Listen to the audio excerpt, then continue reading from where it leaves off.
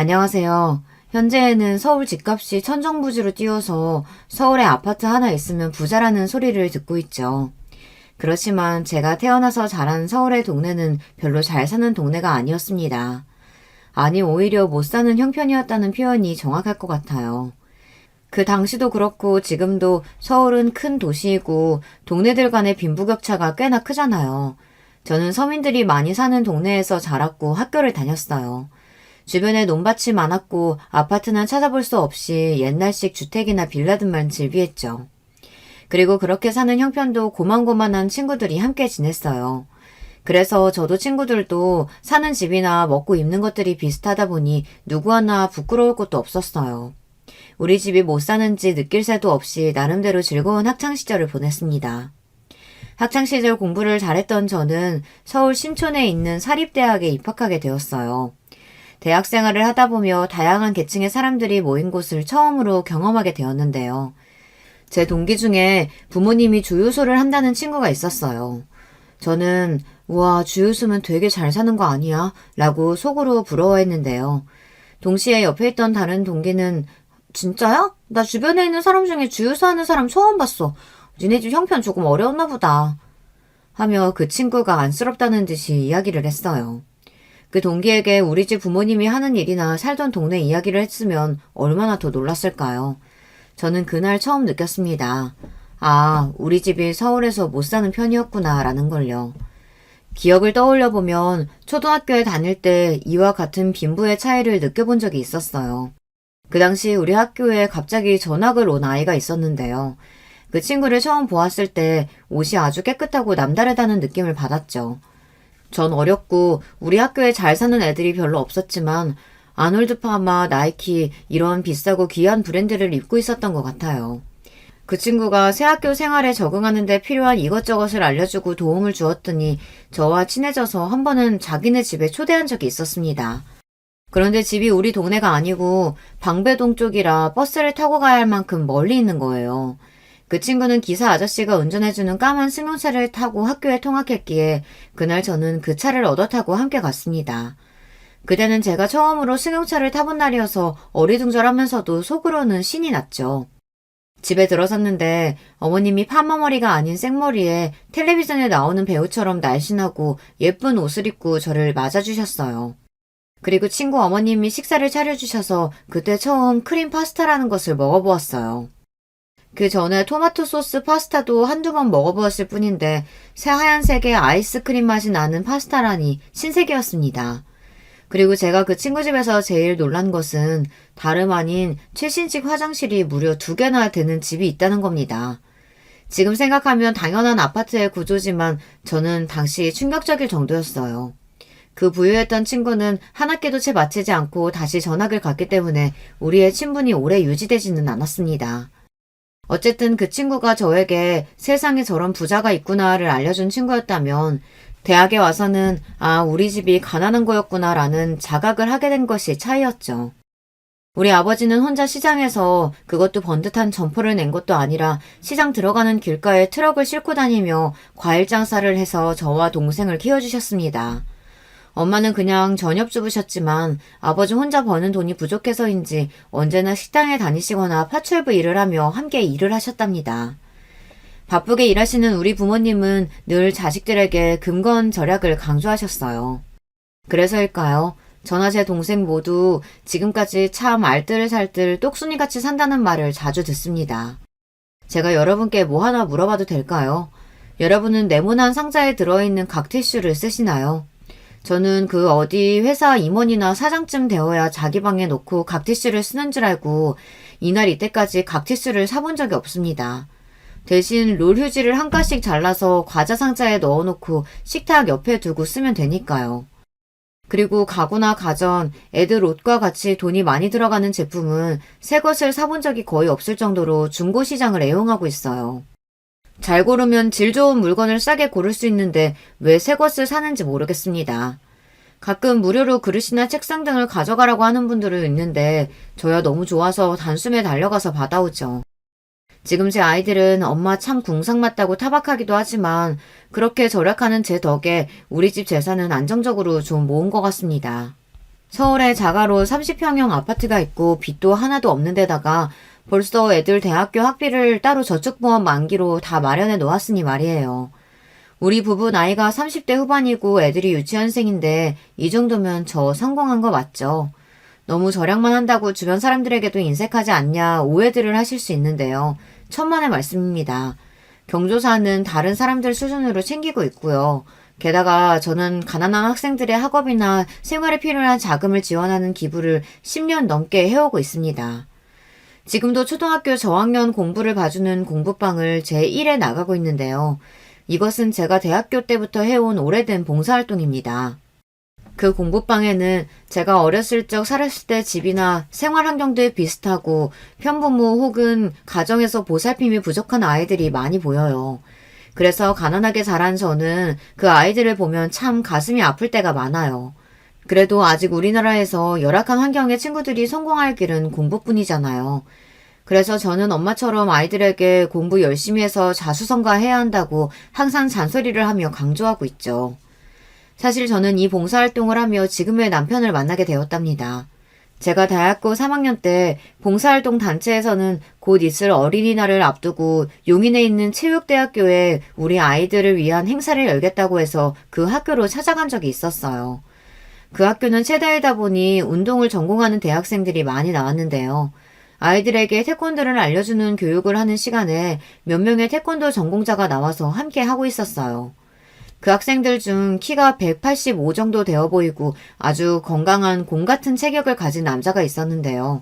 멀리서 봐도 그 사람 참 착해 보였습니다. 이제 6살이 된 좀 산만하고 거칠게 노는 준우라는 친구가 그 학생에게 붙어서 발차기를 하고 꼬집고 험하게 하는데도 말리진 않고 그저 허허하면서 다 받아주고 놀아주고 있었거든요. 준우가 이제 도가 지나치게 굴어 제가 급하게 나가서 말렸어요. 준우야, 어른 머리채 잡는 거 아주 예의 없는 짓이야. 어서 이 형한테 사과드려야지. 준우는 그 형이랑 더 놀고 싶다고 떼를 썼지만 제가 단호하게 안 된다고 하니 어쩔 수 없다는 듯이 배꼽 인사를 꾸벅하고 친구들에게 달려갔습니다. 그리고 뒷머리를 극적이고 있는 그 남자에게 말했어요. 머리는 괜찮으세요? 죄송합니다. 우리 준우가 자기랑 이렇게 놀아주고 받아주는 어른을 잘 못 만나서 오늘 좀 심하게 놀았던 것 같아요. 괜찮습니다. 전 아무렇지도 않아요. 애들이 다 그렇게 놀죠. 그런데 여기 단체에서 매번 봉사활동 하시나 봐요. 아직 어려 보이시는데. 대학생 맞죠? 20살? 아니요. 제가 이래봬도 3학년이에요. 여기 단체에서 일한 지도 벌써 3년째인걸요? 완전 베테랑. 아, 그렇구나. 나는 4학년인데. 군대도 다녀왔으니까 내가 한참 오빠겠네요. 난 성재욱이라고 해. 저는 남궁선이요. 그런데 왜 갑자기 말을 놓으세요? 저는 장난삼아 약간 째려보며 되받아쳤는데 이 남자는 너무 당황해하는 거예요. 아, 미안해요. 난 궁선 씨랑 친해지고 싶어서 물어보지도 않고 말을 놓아버렸네요. 기분 상했어요? 아니요. 저 그냥 기분 나쁜 척 장난친 거예요. 오빠, 제가 한참 어린데 당연히 말 놓아도 되죠. 그런데요, 제 이름은 궁선이 아니고 성이 남궁, 이름이 선이에요. 선이라고 불러야죠. 미안해. 이름이 참 예쁘구나, 선이. 타인에게 한없이 관대하고 착해 보이는 재욱 오빠가 사실 첫인상부터 마음에 들었습니다. 그리고 재욱 오빠는 행사가 끝나가서 헤어질 무렵 저에게 조심스럽게 핸드폰 전화번호를 물었어요. 저도 오빠가 마음에 들었기 때문에 빼지 않고 바로 번호를 주었어요.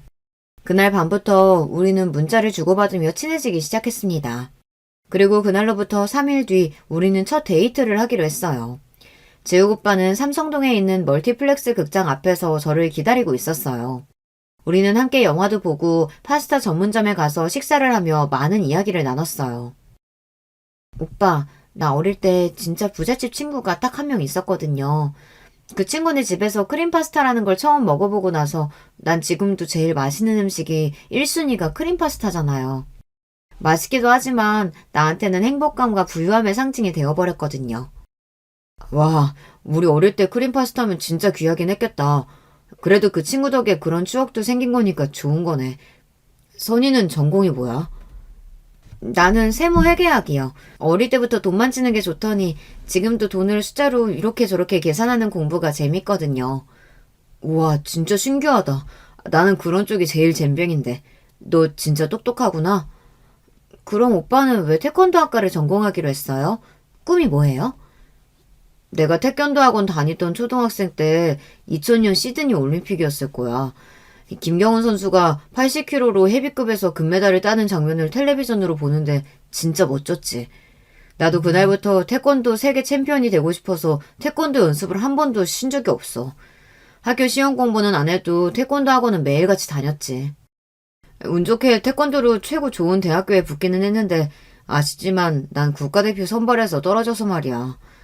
이제 내 꿈은 태권도 꿈나무를 키우는 태권도 선생님이야.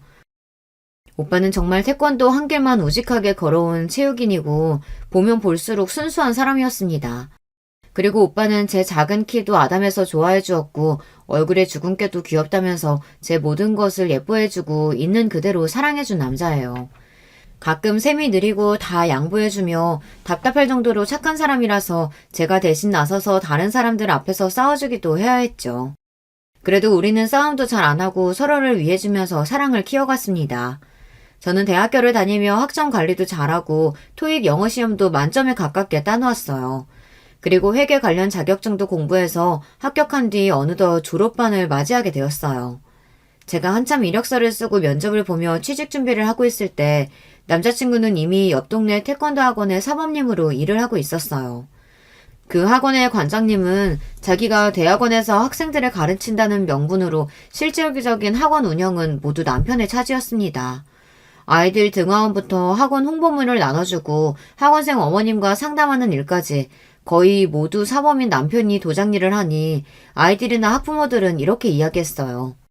어머, 여기 사범님이 관장님인 줄 알았어요. 따로 관장님이 계시다고요?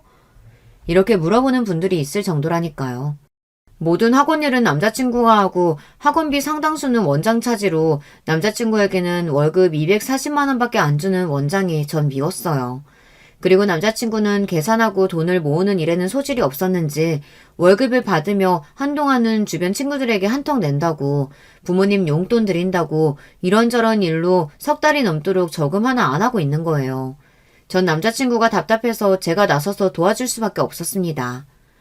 내가 오빠 제대로 돈 모아줄 테니까 앞으로 오빠 월급 관리는 내가 한다? 이렇게 선언하고는 바로 남자친구 손을 붙잡고 근처 은행에 가서 가장 이율이 높은 적금 통장 2개와 자유 입출금 통장 1개를 만들었습니다. 자, 봐. 입출금 통장은 월급이 들어오고 급히 돈이 필요할 때만 쓰는 비상금 같은 거야. 월급은 들어오자마자 이 노란색 적금 통장으로 80만 원, 그리고 청약 부금으로 50만 원이 나갈 거야. 그리고 또 50만 원은 내가 모으고 있는 우리 결혼 자금 적금으로 자동이체 될 거야. 그럼 오빠 한 달에 적금 빼고 얼마가 남는 거지? 난 잘 모르겠어. 그냥 선이 네가 하라는 대로 다 할게. 답답해. 60만 원이 남잖아. 그게 오빠가 한 달 동안 쓰는 용돈인 거야. 그중에 1, 20만 원 정도는 부모님 드리거나 맛있는 거 사드리고. 알겠지? 이렇게 오빠를 이미 결혼한 마누라처럼 잘 챙겨주니까 이미 오빠네 집 부모님은 제가 너무 마음에 든다고 어서 며느리 삼고 싶으시다고 들었어요. 그리고 오빠도 저랑 떨어져 있는 순간이 싫다며 그냥 대학교를 졸업하자마자 결혼하자고 장난 반으로 저에게 이야기를 했어요. 하지만 저는 제대로 취직을 하고 사회인으로서 제가 직접 돈을 벌며 부모님 도움 없이 결혼 자금도 마련하고 싶었습니다. 다행히도 저는 대학교를 졸업하고 2달 만에 한 회계법인에 취직하게 되었어요. 그리고 모든 것이 낯선 회사에서 하나하나 배워가며 시간 가는 줄 모르고 열심히 살았습니다. 그러다 보니 어느덧 제 나이도 결혼 정년기에 들어섰어요. 착실히 월급을 모아 결혼 자금으로 5천만 원 넘게 마련했고 늘 결혼을 재촉하는 남자친구를 더는 기다리게 할 수 없어 드디어 결혼을 하기로 마음먹었습니다. 재욱 오빠는 낯선 정장 차림과 과일 바구니와 양주를 들고 우리 집 앞에 찾아왔습니다. 우리 가족들에게 정식으로 인사를 드리고자 위해서였죠. 저를 집에 바라다 주거나 어버이날 우리 부모님께 인사를 드리고 간단한 선물을 드리면서 만난 적은 있었지만 결혼 승낙을 얻기 위해 마련한 자리니까 오빠는 긴장하는 모양이었습니다. 오빠 긴장하지 말어. 우리 가족 모두 오빠 좋아하시는걸? 아닌 게 아니라 우리 식구들은 부유하지는 않았지만 모두 인성이 좋은 분들입니다.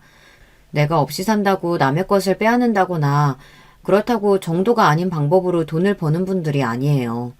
어떻게 보면 제가 남자친구보다 학벌도 좋고 회사도 좋은 곳을 다니고 있으니 조건만 보면 부모님께서 오빠를 반기지 않으실 수도 있죠. 하지만 우리 부모님은 재욱 오빠의 인성과 됨됨이를 마음에 들어 하셨고 키가 크고 건장하니 운동을 해서 내 딸을 잘 지켜주겠거니 안심이 된다고 말씀하셨어요. 그래서 재욱 오빠는 우리 집에서 맛있는 음식을 얻어먹고 아버지와 술도 한잔하며 화기애애한 시간을 보냈습니다. 당연히 남자친구는 우리 부모님에게서 저와의 결혼 합격을 받았죠. 이제 제가 재욱 오빠 가족분들 마음에 드는 일만 남았어요. 이미 재욱 오빠를 통해 저에 대한 호감을 갖고 계시다고는 들었지만 직접 뵙는 것은 또 다른 문제니 시댁에 찾아뵙기 전 긴장이 되기 시작했습니다. 시모가 나쁜 분이면 어쩌지. 그리고 요즘은 시부 며느리 갈등도 많다던데. 이렇게 전 시부모님에 대해서만 걱정을 하고 나갔죠. 하지만 의외의 복병은 바로 시동생이었어요. 시동생은 생긴 것도 족제비 같은 인상으로 곰처럼 푸근한 남편과는 아주 외양부터 달랐습니다. 좁고 마른 얼굴에 매서운 눈매, 거기에 까칠한 말투까지 사회에서 만났다면 비호감 그 자체라 가까이 하기도 싫었을 것 같아요. 하지만 그보다 더 싫은 건 그의 이기적인 말과 행동들입니다. 함께 식사를 하는데 형에게 미리 허락도 구하지 않고 자연스럽게 형이 먹고 있는 대게 접시를 자기 앞으로 놓고 먹는다던가 갑자기 자기 형의 배를 툭툭 치면서 형은 운동하는 사람이 배가 이렇게 나와? 돼지도 아니고 에이 학부모가 뭐라고 항의 안 하냐? 이런 몸매로 애들을 어떻게 가르치냐? 이렇게 부모님과 제가 함께 있는데도 분위기가 쌓여지도록 기분 나쁜 말을 서슴지 않아 했습니다. 하지만 예비 시부모님이나 남자친구 모두 늘 그래왔다는 듯이 아무렇지 않게 시동생에게 별 말을 안 하는 거예요. 내 배가 그렇게 나왔냐? 내 배 보고 그렇게 뭐라고 하는 사람 없던데. 이렇게 대수롭지 않게 넘어가 버려요. 저만 옆에서 내 남자한테 막대하는 시동생이 미워서 혼자 분을 삭히고 말았죠. 시동생은 저한테 대뜸 물어보더라고요. 그쪽은 왜 우리 형하고 결혼하려는 거예요? 들어보니 좋은 회계회사 다니고 대학도 좋은 데 나왔다고 하고 그러면 보통 여자들은 지들보다 조건 좋은 남자랑 결혼하려고 하지 않나? 팔자 좀 펴보려고. 혹시 우리 부모님 유산 같은 거 생각하면 꿈도 꾸지 마세요. 집 말고는 아무것도 없는 분들이니까. 이렇게 말하는 태도가 예의가 없기도 했거니와 자기 가족에 대해 그런 식으로 이야기하는 것에 대해 제가 다 열이 받더라고요. 도련님은 그런 여자들만 만났었나 봐요. 저처럼 생각이 바른 여자들은요. 남자가 인성과 능력만 갖추면 조건 같은 거 안 따져요. 우리 재욱 씨가 어디가 어때서요? 제 말에 재욱 오빠는 박수를 짝짝 치며 역시 우리 선이가 최고야 하고 시부모님 모두 제 말이 옳다며 흡족해 하셨습니다. 하지만 저는 느낄 수 있었어요. 시동생과 저는 결코 가까워질 수 없는 인간이라고 내 결혼 생활에 암초와 같을 거라는 걸요. 시동생이야 어쨌거나 재욱 오빠와 저의 결혼 준비는 무르르듯 싸움 한 번 없이 착착 진행되었어요. 좋으신 양가 부모님과 착한 재욱 오빠가 다 저에게 맞춰주셨기 때문이에요. 재욱 오빠와 저는 결혼 전부터 적금으로 착실하게 돈을 모았기 때문에 소형 아파트 전세를 얻을 수 있었습니다. 아파트는 제 회사와 지하철로 5정거장으로 태권도장과 버스 6정거장으로 가까운 위치에 있었어요. 그래서 우리는 전보다 편하게 출퇴근을 하며 함께 저녁 먹고 영화도 보고 잠이 들며 행복한 신혼생활을 보냈습니다. 그러던 중 남편에게 다니고 있던 태권도장 관장님이 태권도장 인수 제안을 해왔습니다. 그동안 도장을 잘 운영해준 데에 대한 보답으로 권리금 많이 낮춰줄 터이니 인수해서 직접 경영해보라는 것이었죠. 어차피 다들 태권도장의 주인이 남편인 줄 알 정도로 혼자 알아서 경영해왔기 때문에 권리금 7천만 원만 마련하면 도장을 인수할 수 있었어요. 저는 적극적으로 지지했습니다. 남편은 7천만 원이 아깝다고 했지만 저는 남편이 도장을 잘 운영해 걸 거라고 믿고 있었어요. 그리고 제가 또 누구예요. 학원 운영할 때 회계 세무적인 부분을 도와줄 수 있으니 나를 믿고 해보라고 대출까지 일으켜서 태권도장을 인수하였습니다. 모험을 좋아하지 않는 남편이지만 자신의 오랜 꿈을 실현할 좋은 기회니 저에게 미안해하고 고마워하며 태권도장을 인수했어요. 그리고 지금까지 잘 운영하고 있습니다. 그 동네에 사는 지인도 이야기할 정도로 좋은 평을 들으면서 10년 이상 태권도장을 하고 있으니까요. 남편이 이렇게 좋은 일이 생긴 거에 더해서 저도 좋은 일이 생겼습니다. 바로 제가 임신을, 그것도 쌍둥이를 임신하게 된 것이에요. 첫 손주가 생겼고 그것도 쌍둥이라 두 손주가 한꺼번에 나온다니 시부모님과 친정 부모님은 모두 아주 많이 좋아하시고 우리를 축하해 주셨습니다. 워낙 아이들을 좋아하는 우리 남편 입이 귀에 걸린 것은 두말하면 잔소리고요. 제 동생까지 축하한다며 조카들 유모차 사라고 100만 원이나 보낼 만큼 온 가족이 축하하는 가운데 시동생 한 명만 축하한다는 인사도 없이 선물도 없이 모른 채 했습니다. 매번 가족들이 모이면 남편이 밥 사고 술 사면서도 자기는 1,000원 한 장 내지 않는 시동생이니까 이제는 크게 실망하지도 않아요. 저 인간이 그러려니 하고 넘어갔죠. 그리고 몇 달 뒤에 시동생은 시댁에 결혼할 여자를 인사시켜준다며 시댁으로 불렀습니다. 저는 아주 궁금했어요. 저렇게 싸가지 없는 남자가 결혼도 하는구나. 과연 어떤 여자를 데려올까 싶어서 말이에요. 궁금함과 기대감으로 남편 옆에서 기다리고 있는데 시댁 현관으로 시동생 뒤로 한 여자가 들어왔어요. 제가 놀랐던 것은 그 여자가 시동생과 참 많이 닮았다는 것입니다. 그 여자도 족제비상이고 잔뜩 말라서 더욱 예민해 보이는 인상이었어요. 게다가 화장은 너무 진하게 하고 입술도 새빨간색으로 발라서 그런지 한눈에도 효독스러워 보인다는 느낌이었습니다. 그래도 내심 인상과 달리 제발 인성은 좋기를 성격은 좋기를 하고 빌었죠. 하지만 그녀와 대화를 한 지 몇 분 안 되어서 제 기대는 무너졌습니다. 예비 동서는 시동생 못지않게 싸가지가 없고 이기적인 사람이라는 것을 알 수 있었어요. 오히려 여자이기 때문에 같은 말을 해도 더 날카롭고 사람 속을 긁는 것이 시동생보다 더한 사람이었습니다. 아이고, 이제 나는 시댁에서 더 힘들어지겠구나 하는 마음이었어요. 그리고 제 예상은 빗나가지 않았습니다. 서방님의 결혼식 날 저는 임신 7개월에 들어서서 한복을 입고 결혼식에 참석했죠. 삼복더위에 임신해서 몸도 불편하지만 그래도 신경 써서 한복을 곱게 차려입고 간 것인데 저를 보자마자 서방님은 말했습니다. 영수님 안 오셔도 되는데 뭐하러 오셨어요? 가뜩이나 몸도 힘든데 사람 보자마자 인쇄치레가 이렇습니다.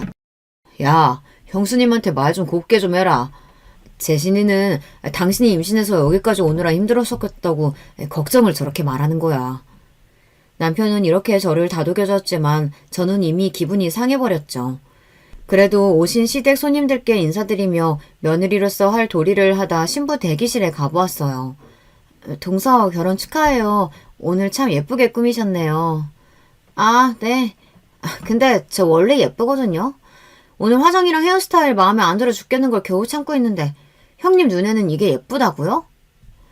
이 좋은 혼례의 날 하객이 하는 축하 인사를 이렇게 받아치고 싶을까요?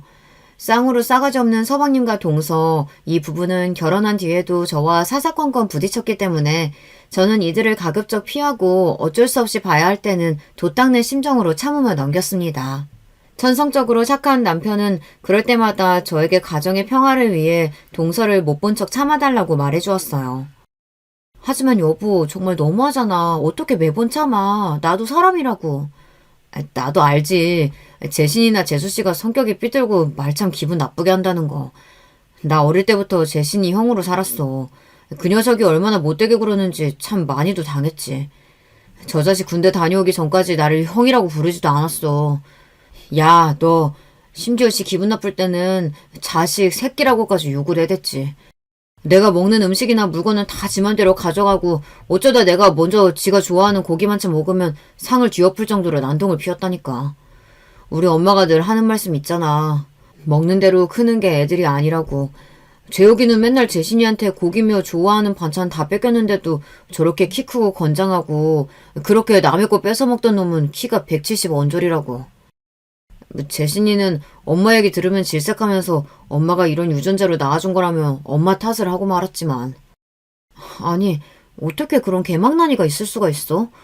형한테 그 정도로 막 하면 부모님이 혼내셔야 하는 거 아니야? 왜 안 혼내셨겠니? 진짜 매로 때리기도 하고 팬티만 입혀서 집 밖으로 내쫓기도 하고 정말 엄하게 다스리셨지만 끝까지 그놈은 잘못했다는 말 한마디 하지 않았어. 그 고집에 우리 부모님과 내가 진 거지. 와, 진짜 서방님 대단하구나. 그걸 어떻게 참고 살았어, 당신은? 그래도 형인 내가 참아야지 어떡하겠어. 나도 같이 달려들고 싸우면 그 자식하고 똑같은 놈이 되는걸. 부모님은 가뜩이나 걔 때문에 마음고생 심하신데 내가 참으면 평화롭게 지낼 수 있잖아. 그래서 당신이 재수씨 때문에 고생 많은 거 알아. 되도록 재수씨가 뭐라고 하든지 무시하고 상대 마라. 그냥 피해줘. 남편 얘기를 들으니 남편과 시부모님이 안쓰럽고 또 남편의 말대로 가능하면 서방님네 부부는 상대치 않고 참고 넘어가주며 지냈습니다. 비트코인과 같은 가상화폐가 급등하면서 모두의 감심사가 모였던 2018년의 어느 날이었습니다. 서방님이 어쩐 일로 식사를 쏘겠다며 고깃집으로 시부모님과 우리 가족을 불러냈습니다. 서방님은 식구들이 모두 모인 자리에서 코인 투자를 했는데 대박이 나서 3억을 벌었다며 자랑을 하였습니다. 그 정도면 소고기를 싸도 될 법한데 돼지고기를 사주면서 어찌나 침을 튀어가며 2시간 넘게 자기 자랑을 해대던지요. 형네도 진작 나처럼 코인에 돈 박았어야지. 요즘은 미련하게 적금 들고 그렇게 하다간 돈 못 모아요. 네, 축하드려요. 서방님은 그런 복이 있으신 거고 우리는 그런 위험한 데에 투자하지 않아서 앞으로도 할 마음 없어요. 이래서 부자는 아무나 되는 거 아니라니까. 내 남편이 좋은 정보 주면 그대로 따라만 해도 돈을 벌 텐데 그것도 모르고. 아휴. 그러다가 우리 조카들 나중에 결혼 자금이나 모을 수 있겠어요? 걱정 마. 지금 우리 살고 있는 아파트도 가지고 있고 얘네 앞으로 돈도 꽤 모았어. 나랑 우리 남편은 늙을 때까지 일할 거라서 누구한테 손 벌릴 일 없어. 여보, 아무래도 형님네는 우리랑 같이 평일마다 골프 못 치러 다니겠다. 평생 일만 하실 거래. 겨우 돼지고기 사주면서 당장이라도 부자가 된 듯 행세하는 동서가 아닐 것 같지만 그래도 서방님이 식구들에게 무언가를 쏜 적은 거의 없는 일이라 저는 열심히 고기만 먹었습니다. 그동안 우리한테 서방님네가 얻어먹기만 했던 것을 보상받는 기분이었으니까요. 제가 잠시 화장실을 다녀오고 돌아온 사이 서방님과 동서는 무슨 이야기인지 한참을 재미있게 하고 있는 거예요. 그래서 슬쩍 다가가 들으니 글쎄 제 뒷담화를 하고 있는 거 아니겠어요? 형수님이 나랑 동갑이고 학번이 같잖아. 형수님 학교에 내 친구가 있어서 물어봤더니 형수님 알고 있더라고. 근데 걔가 해준 얘기가 완전 가관이었어. 한번 들어볼래? 학교에 좀 잘 사는 동기들 사이에서 형수님 별명이 짠순이 찌질이었대.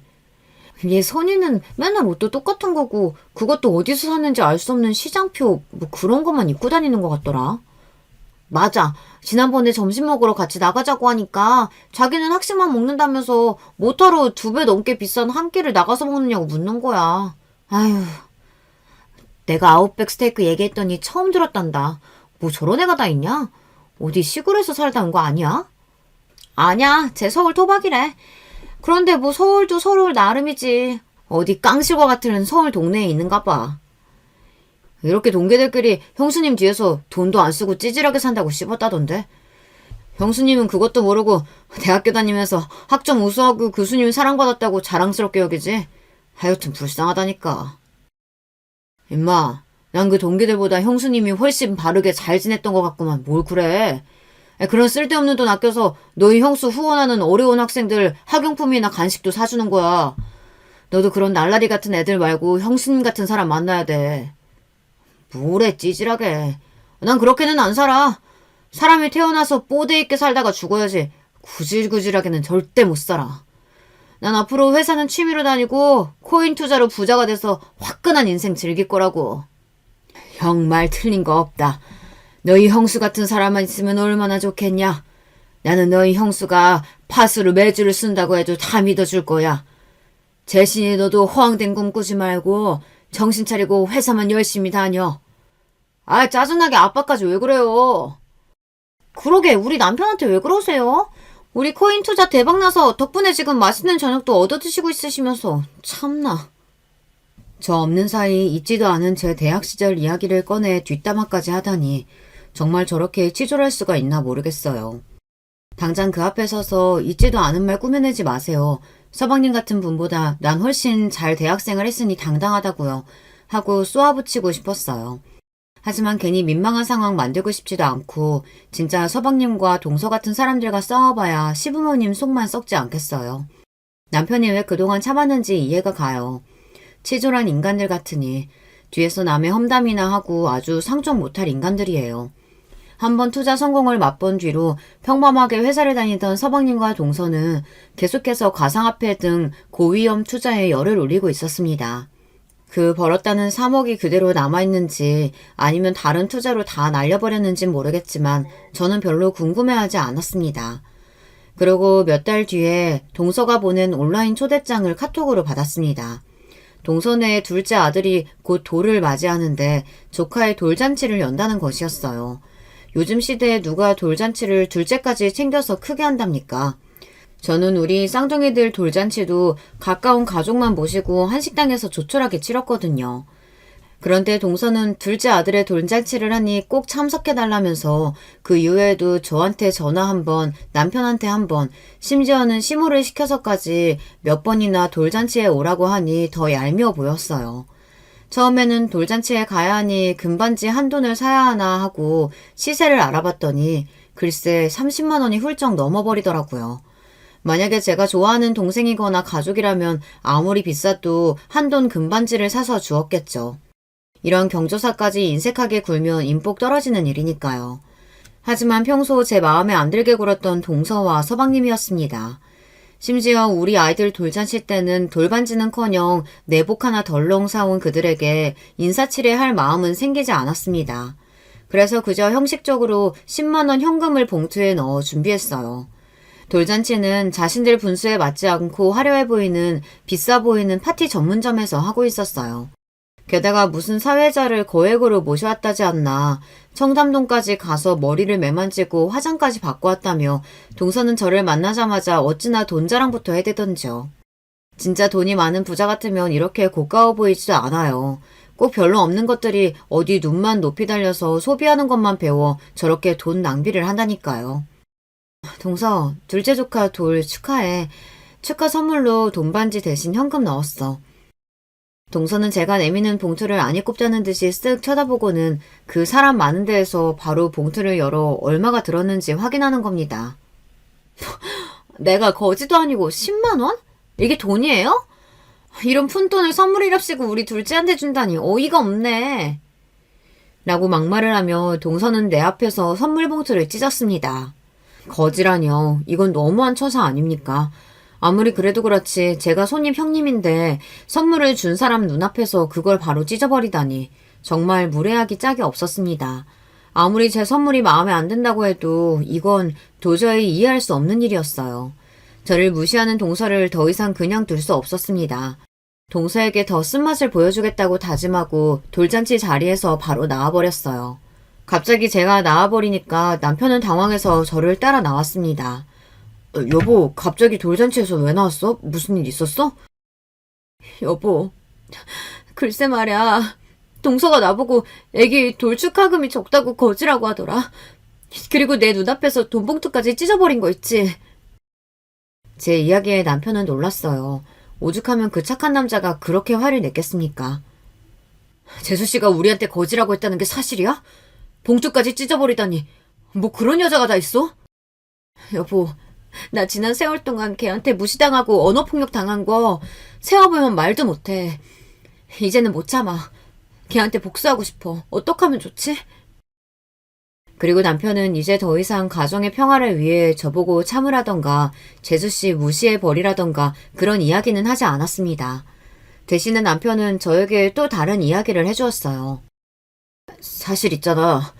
당신이 화낼까봐 미처 말을 못한 게 있는데 10년 전부터 동생이 나한테 돈을 꺼갔거든.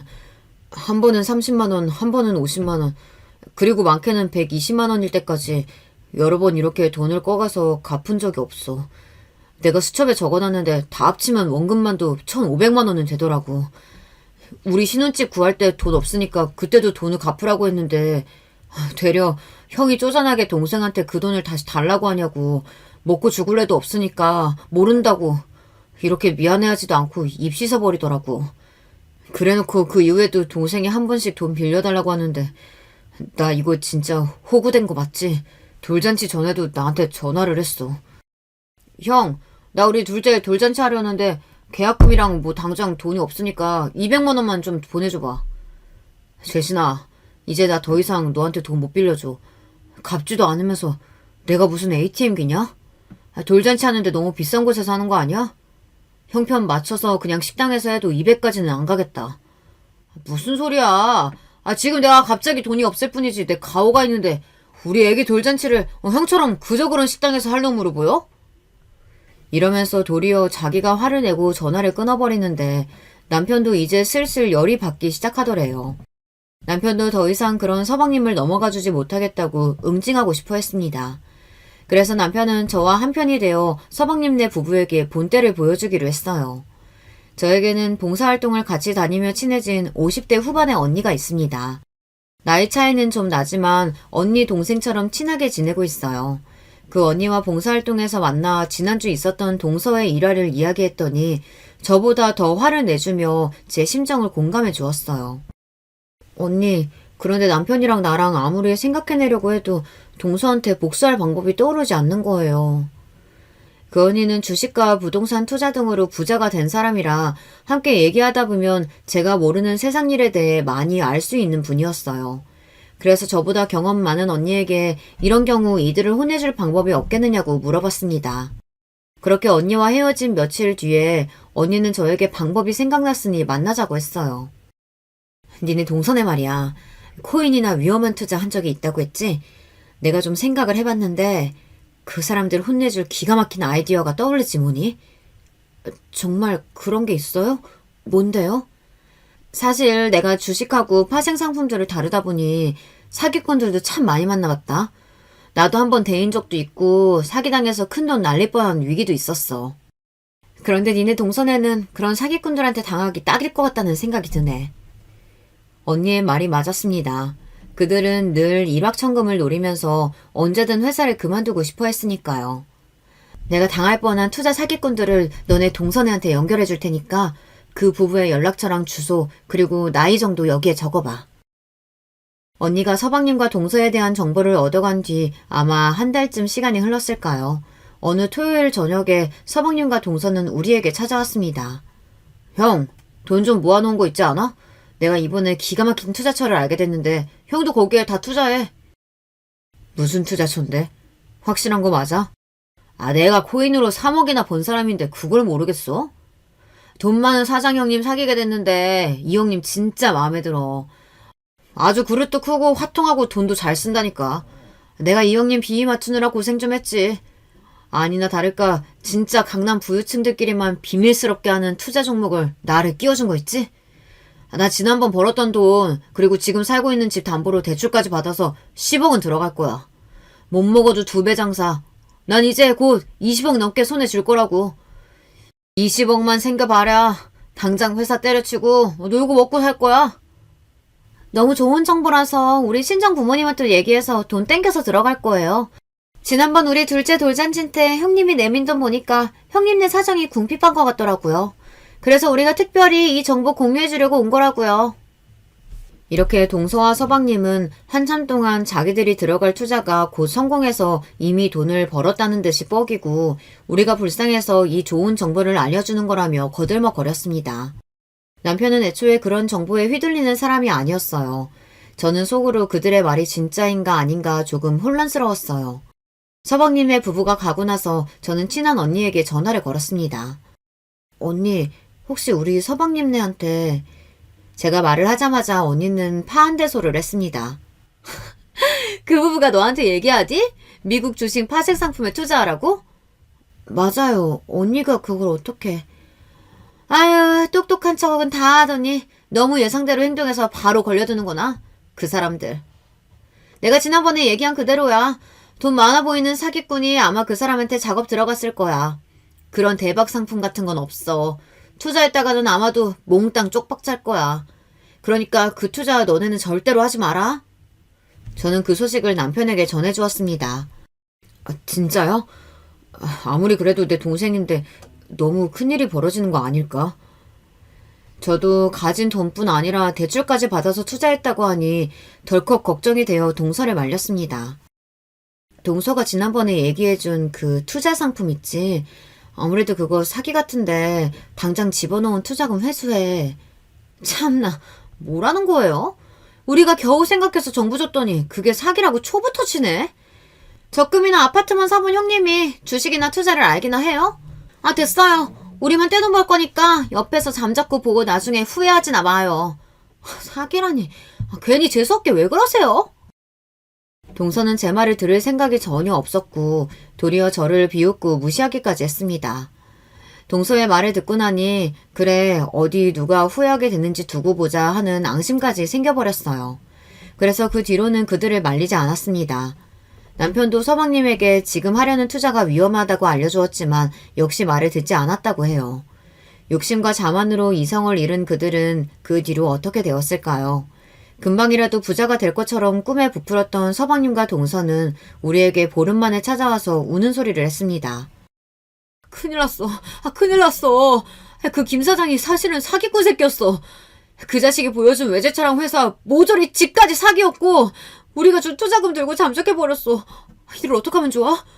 형, 대출 못 갚으면 우리 집까지 경매로 날아가게 생겼어. 이런, 큰일이구나. 어쩌면 좋냐. 그러게 나랑 네 형수가 그렇게 뜯어말릴 때 그만뒀어야지. 경찰에 신고해서 찾아봐, 그 김 사장. 그때 더 강하게 우리를 말렸어야지. 형 무슨 말 하는 거야. 그리고 경찰에 진작 신고는 했지. 경찰에서는 이런 경우 사기꾼 잡기가 힘들대. 게다가 어떻게 체포하더라도 아마도는 되찾기 어려울 거라고 하더라. 이런 경우 사기꾼들이 투자금을 어딘가에 은닉해서 회수하는 경우가 하늘의 별 따기라고. 이걸 어떻게 하면 좋아? 어떻게 해야 돼? 세상에, 우리한테 이런 일이 생기리라고는. 형님, 혹시 돈 가진 거 좀 있으면 꺼줘요. 우리 당장 길거리에 나왔게 됐는데 급히 살 집도 알아봐야 하고. 꺼줘요? 동서 말이 참 이상하네. 우리한테 돈 맡겨놓은 거 있어? 게다가 내가 동서 그렇게 말릴 때 나한테 뭐라고 했어. 그냥 옆에서 지켜보기나 하라고 미련하게 계속 살 거라면서. 그렇게 자신있게 나섰을 때는 이런 결과도 받아들이고 책임져야지. 우리는 동서한테 꺼줄 돈도 없어. 그리고 꺼준들 뭘 어떻게 해서 갚을 건데? 이미 빚이 한가득이라면서. 제 말에 동서도 서방님도 아주 분하다는 듯이 봤지만 자기들도 마땅히 할 대답이 없으니 째려보면서 가만히 듣고만 있었습니다. 그래, 너도 재수씨도 이번 일 책임지고 반성할 계기로 삼아야 할 거야. 지금껏 마음대로 생각하고 남들이 상처받건 어쩌건 입에서 나오는 대로 뱉으면서 살았겠지만 인생은 실전이야. 누가 부추긴 거 없어. 너희 부부가 주변에서 뜯어 말려도 밀어붙인 거니까 애들 생각해서 열심히 빚 갚으라고. 남편도 여태까지와 달리 냉정하게 서방님네가 청하는 도움을 거절했습니다. 아니, 어쩌면 그래요? 사람 좋은 척 다 하더니 이렇게 되니까 아주 안면몰수네? 형이라는 사람이 그러는 거 아니에요. 형이라고 무조건 참으라는 법 있어? 우리 남편 태어나서 지금까지 서방님한테 늘 당하면서 져주면서 살았어. 이제는 더 이상 그렇게 안 살 거고, 아니, 내가 그 꼴 못 봐. 동서도 마찬가지야. 돌잔치 때도 그렇고 그 전부터 나한테 막말하고 싸가지 없이 굴었지. 이제는 너희가 진짜 거지가 되었으니 어디 한번 진짜 거지의 삶을 살아봐. 그러고 나자 동서와 서방님은 입에 담을 수 없는 욕설을 하고 우리 집에서 나가버렸습니다. 그들은 태어나 처음으로 엄청난 모욕감을 느꼈겠지만 저와 남편은 가슴속이 뻥 뚫린 듯 후련했습니다. 하지만 우리를 다시 보지 않을 것처럼 나가버린 서방님과 동서는 그 뒤로도 몇 번이나 연락을 했습니다. 뭐 뻔하죠. 바로 돈 좀 빌려달라는 얘기겠죠. 하지만 저와 남편도 그런 요구를 모조리 무시하고 대꾸도 하지 않았습니다. 그들은 시부모님 댁에 들어가서 얹혀 살면서 둘 다 직장을 다니면서 열심히 대출을 갚아가고 있다고 합니다. 일확천금만 쫓으면서 주변 사람들에게 막대했던 서방님네 부부는 그렇게 망했고 지금까지 고생을 하고 있으니 권선징악의 결말이 맞겠죠. 이번 일로 서방님네가 제발 개과천선해서 정신 차리고 사람다워져서 돌아왔으면 좋겠어요. 사람이 정직하고 올바르게 땀을 흘린 만큼 돈을 벌며 살아야 하지 않겠습니까? 저처럼 어린 시절 가난했더라도 충분히 자기 힘으로 집도 사고 아이들도 키우면서 남에게 손 안 벌리고 살려면 더 열심히 더 아껴가며 사는 수밖에 없잖아요. 그렇게 한탕을 노리고 남의 돈을 빼먹으려고 하는 사람들이 있어서는 안 된다고 생각해요. 제 생각에 동의하시죠, 구독자 여러분? 저는 그렇게 40년 가까이 살아왔고 앞으로도 그 신념에는 변함이 없습니다. 그리고 우리 주변에 계신 항상 수고하고 애쓰면서 가난을 이겨내신 모든 분들께 박수를 쳐드리고 싶어요. 제가 쓰고자 했던 이야기는 여기까지입니다. 여러분, 오늘 하루도 건강하고 성실하게 보내시길 바라며 모두 부자 되세요.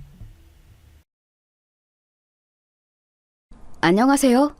저는 벌써 70줄에 접어든 나이 많은 애독자입니다. 처음에 스마트폰이라는 것을 받아들였을 때는 이걸 당최 어떻게 사용해야 하는지도 감이 안 잡혔는데 예쁜들 말씀 따라 닥치면 다 하게 되어 있다는 게 맞더라고요. 제가 어느새 그걸로 전화 걸고 문자 보내고 다 하게 되더니 유튜브라는 것을 활용해서 오만 영상도 다 보게 되었으니까요. 스마트폰을 처음 만지작거렸을 때 저에게 참 많은 도움을 주었던 이가 지금 생각해보니까 며느리였네요. 그 당시에는 몰랐던 것들이 왜 항상 지나고 나면 선명하게 보이는 걸까요? 이곳이 아니라면 제가 말할 것도 없거니와 욕이나 실컷 얻어먹을까봐 겁이 나는 것이 사실이네요. 벌써 50여 년이 흘렀다는 게 믿어지지 않습니다만 그렇게 오래전이 되어버린 그때에 저는 남편을 처음 만났어요. 저는 어느 관광지에서 잠시 안내원 일을 하고 있었는데 손님으로 남편이 왔어요. 저기 안녕하세요. 바쁘신 와중에 대단히 실례지만 표를 구매하려면 어느 쪽으로 가야 됩니까? 우측으로 돌아가시면 매표 창구가 바로 보일 거예요. 저 그런데 아까 전에도 그것보다 이전에도 저에게 오셔서 그걸 물어보시지 않았나요? 혹시 제 착각이라면 죄송하고요. 저를 기억하신 거예요? 그러실 줄은 생각도 못하고 저는 대범하게 자꾸 똑같은 수법을 쓰고 말았네요. 죄송해요. 제가 숫기도 없고 용기는 더 없어서 바로 본론을 꺼내지 못하겠는지라 애꿎은 문의만 반복해서 남겼습니다. 아, 그러셨군요. 그럼 무슨 본론을 가지고 계신지 제가 여쭤보면 되는 걸까요? 예, 다름이 아니라 제가 그쪽의 성함을 알고 싶습니다. 그리고 가능하다면 가급적 편지할 수 있는 주소도 알려주시면 정말 좋겠는데요. 그 순간 제가 웃음을 꾹 참으면서 손으로 제 가슴팍을 가리켰지요. 그 끝에 달려있는 제 이름 석자가 적혀있는 명찰을 그제야 발견한 남편의 얼굴이 삽시간에 무르익은 홍시처럼 색이 변했던 것이 기억납니다. 그때 제 나이가 21살이었고 인생에서 처음으로 저에게 먼저 호감을 표한 남자를 만난 순간이었네요. 남편은 그 지역에 사는 사람이 아니었고 먼 친척집의 일거리를 도와주기 위해 단 2주간 그곳에 머무르고 있다가 저를 발견한 것이었답니다. 실은 그곳에서 3시간 넘게 걸리는 거리에 살고 있었고요. 남편은 그 지역에 온 김에 우연히 관광지에 들려보았다가 저를 보고 한눈에 반하였고 저는 저를 흔들어 놓은 남편의 존재에 강한 호기심을 느꼈어요. 각자 거주하는 곳에 거리가 있었기 때문에 저희가 인연을 이어가는 것이 아주 중요하였는데요. 여기서 문제가 생겼습니다. 제가 남편에게 적어준 주소지가 잘못되었던 거예요. 그 당시 이사한 지 얼마 안 되었던지라 저는 새로운 집 주소보다는 이전의 집 주소가 너무나도 익숙하였고 저도 모르게 그 주소를 적어주고 말았던 것입니다. 저는 그런 줄도 모르고 이후로 내내 남편의 편지를 기다렸어요. 그러나 편지는 오지 않았죠. 당시에 저희 집에는 전화기가 없었거든요. 소식이 없는 남자에게서 저는 되려 깊은 갈증을 맛보았습니다. 제가 기분이 오락가락하고 있으니 친정 식구들도 그런 저를 수상하게 여겼었죠. 연자야, 너 요즘 태도가 영 수상쩍다. 너 혹시 만나는 사내라도 생겼니? 아, 엄마, 내가 무슨 누구를 만난다고 그러세요. 나는 그런 거 멋쩍어 하는 여자인 거 엄마도 잘 아시잖아요. 아휴, 아니면 말지. 왜 그렇게 성을 내. 전에 없이 새침하게 구는 걸 보니 아무래도 네가 나이가 들면서 사내라는 존재가 궁금해진 모양인데. 차라리 잘 됐다. 너 이참에 시집갈 생각이나 해라. 그때 제가 얼마나 깜짝 놀랐는지 모릅니다. 당장 시집은 생각도 안 하고 있었으니까요. 관광지 안내원 일도 그만두게 되어서 혹시 남편이 저를 그쪽으로 찾아온다고 해도 엇갈릴 테니 그것이 걱정이었건만 시집 이야기까지 들으니까 정말 얼떨떨하더라고요. 하지만 빠져나갈 핑계가 없었어요. 친정 집안은 가난해서 늘 형편이 퍽퍽하였고 제가 돈을 양껏 벌 수 있는 주제도 못 되었으니 그저 시집이나 잘 가면 그것으로 효도였습니다. 저는 결국 얼마 뒤에 맞선을 보게 되었어요. 저보다 6살 많은 남자라고 알고서는 자리에 나갔는데 알고 보니까 8살이 많은 것이었더라고요.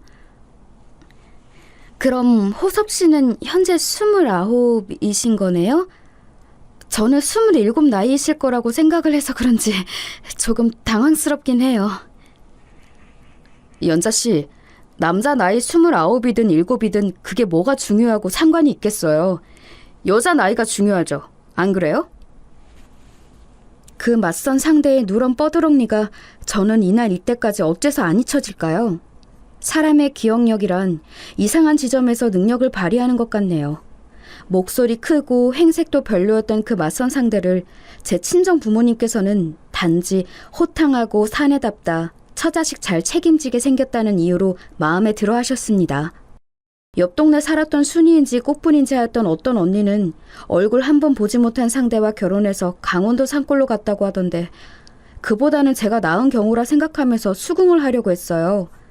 그런데 그때 기가 막히게도 저희 집에 놀러온 손님이 있었던 거예요. 이사 오기 전에 살았던 동네의 이웃 주민이었습니다. 그 아주머니께서 저를 빤히 보시더니 문득 떠올랐다는 표정으로 이렇게 말씀하셨어요. 아, 연자야. 너 혹시 너한테 편지할 사람이 있었니? 너희 살던 집에 지금 노부부 2분이 사시잖아? 나한테 2분이 그러시더라고. 편지가 몇 통 왔는데 아무래도 전에 살았던 가족 앞으로 온 것 같다고. 그래서 내가 편지 봉투를 확인해 봤더니 네 이름이 적혀 있더라?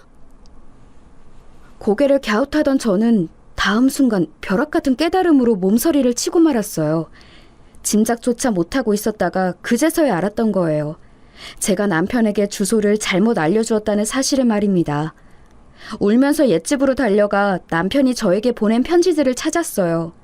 답장도 없는 이를 향해 남편은 편지를 5번이나 보냈습니다.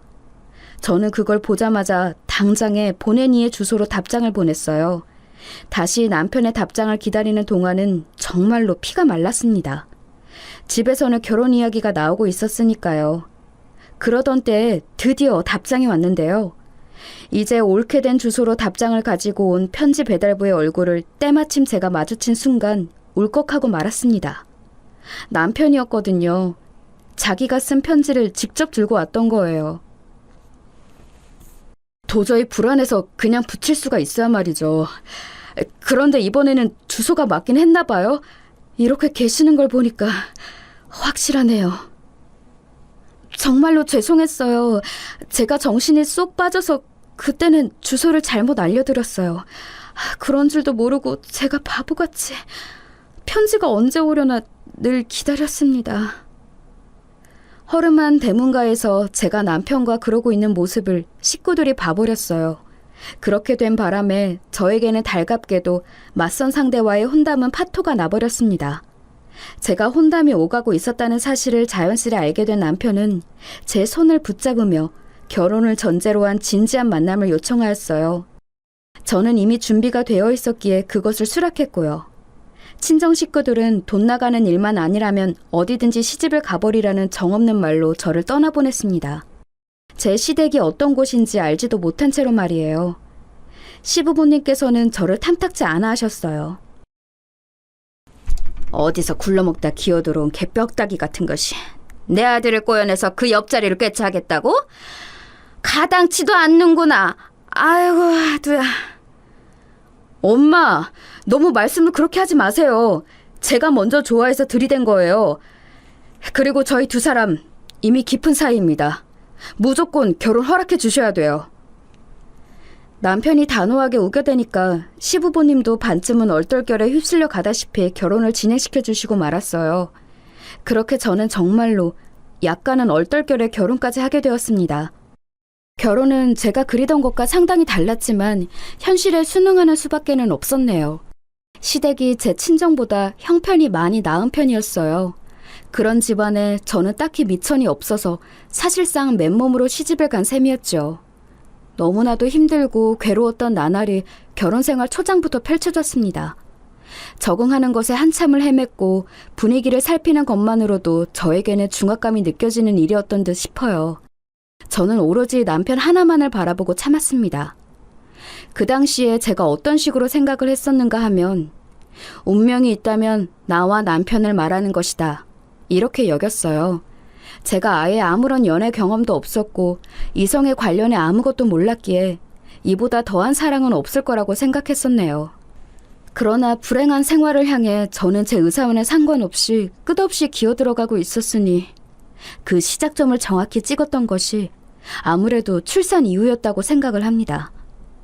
제가 첫 아이를 딸을 낳았는데 처음에는 몰랐으나 얼마 뒤에 발달이 너무 느리단 걸 눈치채게 되었어요. 당시에 이웃집 애기 엄마가 저보다 5달 출산을 먼저 했는데요. 그 때문에 비교가 되었어요. 저기 여보, 우리 딸 있잖아요. 옆집에 있는 얘기보다 어떤 것이든지 배우고 익히는 게 너무 뒤처지는 것 같지 않아요? 나는 밖에서 일만 하느라 그런 건 잘 모르지. 내가 옆집 애기를 잘 아는 것도 아닌데. 그런데 그 애기가 우리 딸보다 훨씬 먼저 태어났잖아. 한 1년 전도 아닌가? 아니에요. 꼬박 5달 차이가 나요. 그런데 느끼기에는 5달보다도 훨씬 많이 차이가 나는 것처럼 여겨지니까. 뭐? 그것밖에 차이가 안 나는 거였어? 그럼 암만 해도 우리 딸이 좀 느린 것 같은데? 당신, 애는 똑바로 보고 있는 거 맞겠지? 집안일이고 육아이고 온통 관심이 없던 남편이었으나 딸의 발달이 느린 것은 알아차리더라고요.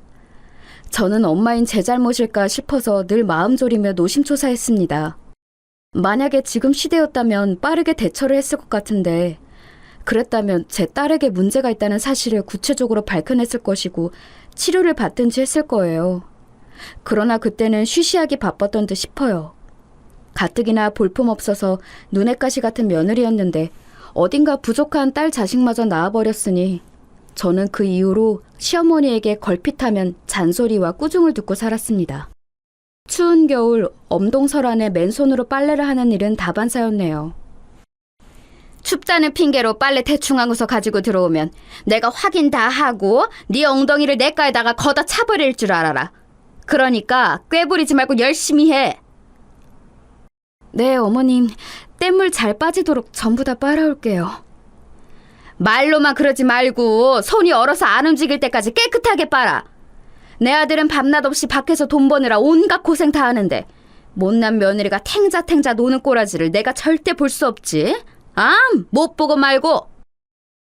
시어머니께서는 흡사 저를 종부리듯 하고 계셨지만 저는 어느 순간부터 제가 정보다 못한 급이 아닐까 하는 의문까지 생기더군요. 어느 날 오후 시아버지께서 시장하다 하셔서 간단히 진지를 차려드렸고요. 저는 그날 창고 청소를 하고 들어온지라 너무 배가 고파서 구석 바닥에 앉아 밥을 한술 뜨려던 순간 갑자기 머리채를 잡혔습니다. 국에만 밥그릇이 나뒹굴었지요. 비명을 지르면서 시어머니께 머리를 잡힌 채 방으로 끌려 들어갔고 무섭게 혼이 났습니다. 어디 감히 네 시아버지보다 먼저 수저를 들고 그것을 입구멍에 쑤셔 넣어? 너 오늘 버르장머리를 내가 제대로 고쳐놓으마. 어머님 죄송합니다. 제가 아버님이 진지를 이미 잡수시기 시작한 줄로 착각했어요. 죄송해요. 지금 생각해보면 너무나도 서러운 이유로 혼이 났던 것이죠. 머리가 산발이 돼서 뜯겼는데 그 몰골로 하고 다시 방 밖으로 나오자마자 시아버지께 죄송하다고 사과해야 하는 것, 그것이 저희 당시 처량한 신세였습니다. 그런 일상의 와중에 저는 제가 임신을 했다는 사실을 알게 되었어요. 둘째였지요. 이번에는 아들이기를 내심 기도했습니다. 제가 둘째 임신을 하자 그나마 시어머니께서 덜 괴롭히셨고요. 남편이 저한테 그랬죠. 딸을 못나게 낳아서 네가 이런 수모를 당하는 거야. 이번에는 잘하면 돼. 멀쩡한 둘째 낳아서 우리가 잘 키워보자. 그 말이 그때는 어떤 의미인지 와닿지 않았는데요. 그것이 끝내 저에게 한으로 남더라고요. 곱씹을수록 너무나도 가슴에 사무치는 남편의 발언이었다고 생각을 합니다. 임신 중기가 되었을 때 딸이 갑자기 세상을 떠났어요. 이유는 아무도 몰랐습니다.